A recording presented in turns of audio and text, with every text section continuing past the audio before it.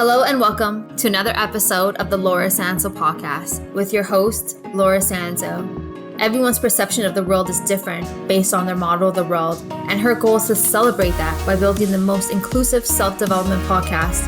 Laura and her guests share their stories and share invaluable strategies from the world of science, spirituality, business, health, personal relationships, and everything in between. We cover it all. Get inspired, learn to welcome adversity, understand that failure is only feedback, and get ready to hear discussion on some of the most important issues facing us today. Enjoy the episode. Hi, everyone, and welcome to this episode of the Laura Sanso podcast. Today, we are looking at the world through the eyes of Maxine Shannon. Maxine is a codependency coach and licensed therapist. Maxine works with people to help them get out of toxic relationships and heal so they can create happy and healthy relationships. I'm going to just assume that first initial relationship that's most important is with themselves. So we're going to talk about all of that today. Welcome, Maxine. So happy to finally be sitting down and having a conversation with you. Yes, thank you so much for inviting me. As I would say, I guess the beginning of the year, or even late last year, correct me if I'm wrong, but you kind of made a shift in the sense of your messaging, what you were talking about. And I have to say, you were always super powerful and present, but in the last few months, what have you, we'll talk about what was the catalyst for this, but your messaging is just so powerful. Not that wasn't always, but just more so now. Just super powerful. I binged a whole bunch of your messaging yesterday, and just things that allow you to just think and to go inwards and just really reflect on how we've been operating up to now in terms of relationships with others, relationships with ourselves, how we're showing up in different areas of your life. So congratulations on that. Thank you. It must feel good. I'm going to assume you just feel different when you show up. Yeah, the change in messaging was more of a change from speaking from my heart, as before I was speaking from my heart, but it was a lot of stuff that I had learned, so material that I was educating myself on. Now it's more I'm speaking from personal experience and something that I live through. So that's the difference now. So as much as you're feeling called to share, can we just stay there for a second? I always refer to it as a women's rise story, almost in essence, when they took back their power and stepped into their power, essentially. For some reason, in terms of just what I have or how I've processed the stuff that you have been openly sharing on social media is almost coming back to yourself. So, and correct me if I'm wrong, of course. So as much as you're feeling called to share, what that look like? Your rise story, your story about coming back to yourself, and I'm sure it's just beginning. Yeah, it's like a never-ending journey, right? Right. Yes. It took several years and to get to where I am now, where I'm able to be vulnerable and share, because before I didn't even have the courage to be able to share because of the shame that I was still carrying about the things that were going on in my life. And so, what it really looked like was about 4 or 5 years ago now. Um, I always say I had a spiritual awakening where what I was reading, the personal development, self-help, and spiritual work that I was doing all started to make sense and come together. And it was like an aha moment, a breakthrough Mm. moment for me. And ever since then, I just looked at the world differently. But every day you learn something new, right? And 4 or 5 years ago, I wasn't the person that I am today. And so that's why I say it's been a journey of unraveling over years. And I relate coming back to myself a lot through the eyes of looking at my relationship, my most significant relationship, which was my marriage. and why I was staying in an abusive, toxic relationship that Mm. was going on for over 10 years. So that's really what led me to this journey and led me to where I am today is taking apart and dissecting my journey and why I stayed with someone who we were having very unhealthy dynamics in our relationship. It was toxic, abusive, and I sort of call it a journey of radical honesty because Love that. at first I couldn't be fully honest with myself because I didn't want to see all of it. Hmm. And so it's like a journey of becoming more and more honest with yourself, looking at every single thing that you still hold on to, like you don't want to look at, you start to look at more and more. That's what the journey has looked like for me. And um, being in that marriage, leaving that marriage, it's all been such a huge eye opener for me. I think especially since we live in a society, especially when we start talking about cultural beliefs and societal beliefs, generational beliefs, that condition us to believe that it's always, I don't know if better is the right word, but to stay and just like stick it through and, kind of be happy for what we have. And so I always say it does always take more courage to leave something that doesn't feel right than to stay. I agree. And when there's children involved too, that does add another layer of challenge. Yes, 100%. So you talk a lot about that codependency piece. And I want to talk about that because I think for a lot of people, I think it's becoming more stream to talk about it. I just think for a lot of us, we experience, but we may not even know what to call it. So was there a point in your relationship that you were like, oh, this is what this is, and this is why it's not healthy and why it's not serving me? Was there a point? Yeah. I think on a subconscious level, I knew that I was codependent and I've heard of the term before. It's not like a diagnosis or anything. Right. It's sort of just a psychological term that encompasses dysfunctional relationship patterns.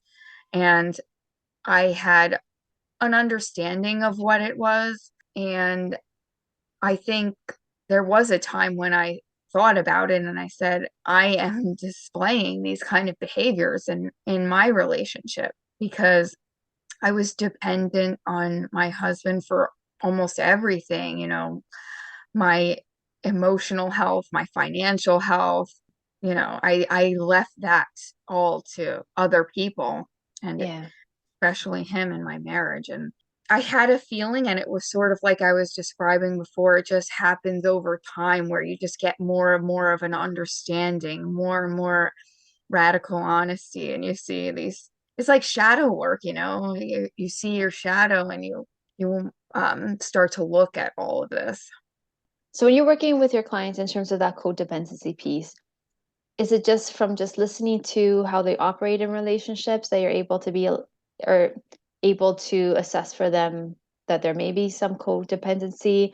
Does it extend outside of personal relationships into professional Yeah, settings?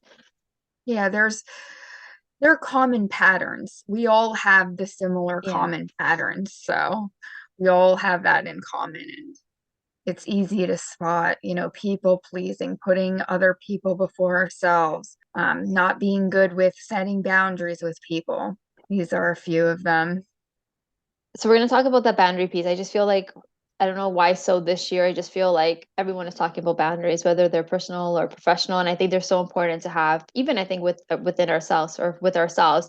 So let's start with that low self-esteem and self-worth.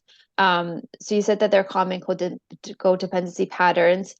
How did these, if you're feeling called to share in your own personal experience, how they showed up for you, how you've seen them show up for clients, and how we can start to not seek that worthiness piece and leave it in the hands of other people to make us feel worthy and give us that self-esteem and how we can start getting that from within. Yes, that is such a great question because self-worth is definitely a common codependency pattern. Lack of self-worth, lack of self-esteem. And the reason why is because self-worth, the basis of self-worth is to feel worthy of ourselves, right? Right. But if we don't know who we are, we don't know who the self is, then how can we feel good about that? How can we feel worthy of ourself if we don't really know who we are? And codependency is a result of giving our worth to other people and having other people define our worth because we it was a survival tactic from childhood where our parents only gave us love if we were performing the way we wanted Mm, them to. And so we learn that we can't be ourselves. So our true self actually just gets stuffed down because we realize in childhood to get love, which is a basic human need, we need that so we can't powerful. be ourselves. So we have to hide that. And so, you know, growing up, we don't really know who we are anymore because we knew was we couldn't be ourselves because being ourselves meant we wouldn't get love and that means we don't survive, that's that's how involved it actually is. And so that's why self-esteem is a common codependency pattern that that we can definitely work on. And the way that we can heal and work on this is by taking the time to understand ourselves. Hmm. And so that means, first of all, we're aware that we have given our power away to other people to tell us, if we're worthy, what we're worthy of, who we are. So that's the first step is realizing that we have done that and to take a step back now and and to learn who am I? Like what do Yeah. I like? What don't I like? What triggers me? What don't I like happening around me? What makes me happy? And and sure that takes time, because this is deeply conditioned into us, but the way to unravel it is the healing process, and it's a beautiful getting to know you process. Really, a very, very empowering journey and process to gift yourself with. I love that. And it kind of plays into, I had pulled a quote that you had said that I thought was just super powerful. And it's a perfect prelude to it. So I'm going to just share. On that path, it was just me and my shadow. It was the first time I met the parts of me that tried to hide by overgiving, overpleasing, overextending myself. It was the first time I surrendered my armor and befriended this scared little girl inside of me that I had been neglecting. So, so, Yeah, so powerful. thank you. Yes. The overgiving. Yeah, because a pattern for codependency as well is overgiving and Mm, being the one who is in you will know that you're in a codependent relationship if you're drained, you're overgiving, it feels unbalanced. yeah. You feel exhausted in your relationship. And, I think so many of us are givers. So it's easy to find ourselves in these situations just by default because we just like to give, Yeah. right? Hmm. So let's talk about boundaries for a second. So how can have us putting boundaries in place with others, professionally, personally, how can this break that pattern of that dependency piece? Boundaries absolutely help to break this pattern because as codependents, we have a hard time saying no because we give our power away to other people and we overplease, like we overgive, like it was mentioned. And it's because we learned we have to keep the peace from our childhood. And Mm, this all continues in our adult relationships, whether it be romantic relationships with coworkers, with family members. It shows up in all areas. And So boundaries are a way that we take our power back. And the first step in boundaries is really knowing what is okay and what isn't. Because speaking from personal experience now, I didn't even know how I felt in certain situations because I left that to other people, you know. My parents told me how I'm supposed to feel. And then growing up, I always let my friends tell me how I'm supposed to feel. And so I didn't know, what am I feeling? I stuffed that all down. So part of setting boundaries is knowing how you feel in certain situations so you can say, this is not okay, you know? Um, so the process to that looks like understanding how you feel in your body, because a big way that we understand how we feel is by connecting with our body. Am I feeling guarded right now? You know, Mm, that is a sure sign that a boundary is probably needed right now because you're feeling defensive, you're feeling offense, you know, you're feeling like offended, you're feeling difficult, uncomfortable emotions. Now is time to set a boundary.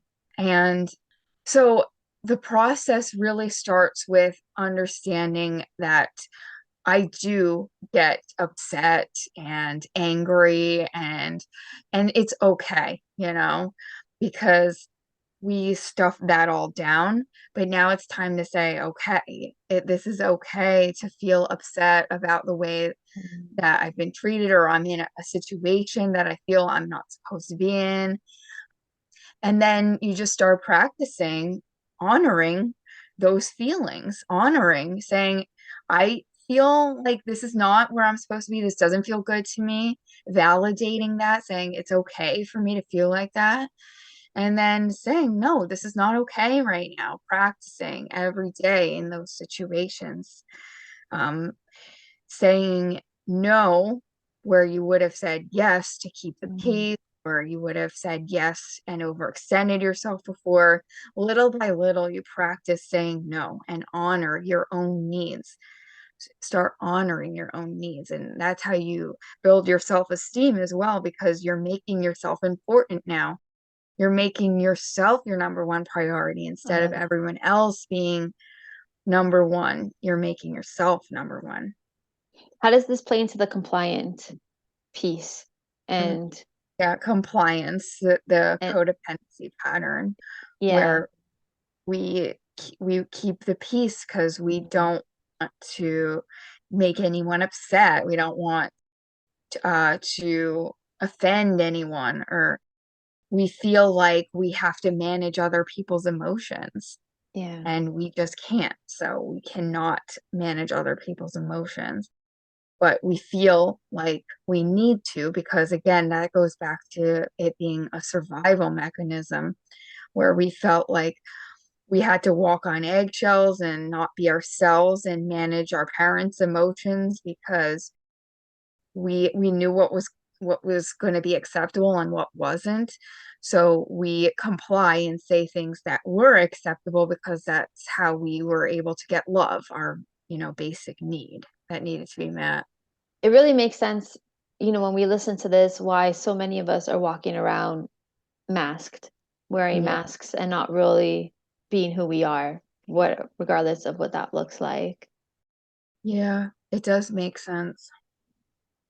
Yeah, it makes sense. And the masks, I also just want to reiterate that it's not just happening in our romantic relationships. Hmm. We wear these masks going through life. The healing process is, you know, taking it down whenever we get a chance.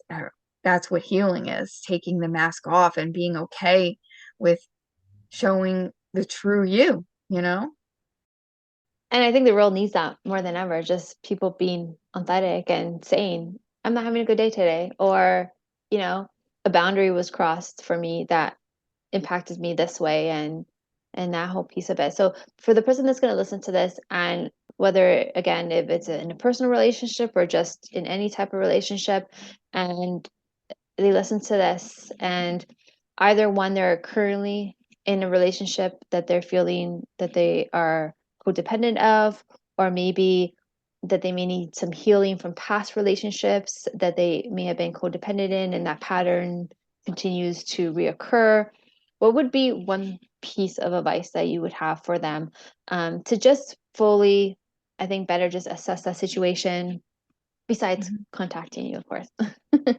I would say take a break from relationships if you can. Mm, If you're in a relationship, let your partner know that I notice these patterns going on and I want to heal this. It's important for our relationship. It's important for me because when we notice we're codependent, then that means that dysfunctional patterns are playing out. And so we can let our partner know that I want to get better in our relationship. I want this relationship to be better and to thrive. And it's going to be important for me to do that work. And so you might need to take some time, you know, just change the norm in the relationship because we all have like a norm of the yeah. way we act in a relationship and just making it known that I might not be acting the same way that I usually am because I'm going to be working on myself now. And whether your partner wants to join you or not, it's not really in your control. Of course, it's better if they do, but do it for yourself, because that is how you start to heal all your relationship.